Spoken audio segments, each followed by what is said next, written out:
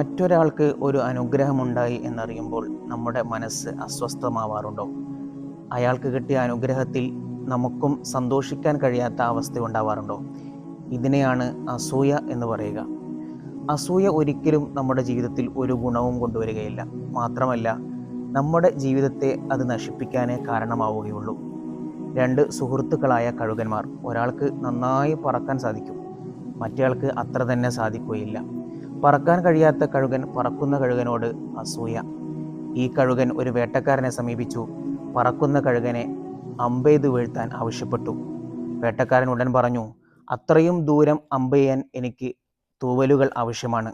തൻ്റെ രണ്ട് ചിറകുകളും ഇടർത്തി ഇഷ്ടം പോലെ തൂവലുകൾ നിങ്ങൾക്ക് എടുക്കാമെന്ന് ഈ കഴുകൻ പറഞ്ഞു. അങ്ങനെ ഓരോ തവണയും അമ്പെയ്യുമ്പോഴും പരാജയപ്പെടും. ഓരോ തവണയും കൂടുതൽ കൂടുതൽ തൂവലുകൾ വേട്ടക്കാരൻ ആവശ്യപ്പെട്ടു.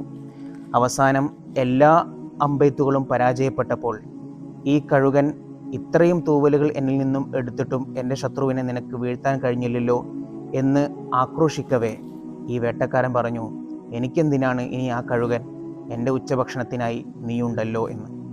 അപ്പോഴാണ് ഈ കഴുകന് തൻ്റെ ജീവിതത്തിൽ പറ്റിയ വലിയ അമളിയെപ്പറ്റി ബോധം വന്നത്. ഇതുപോലെ തന്നെയാണ് അസൂയ വെക്കുന്നയാളുടെ ജീവിതവും.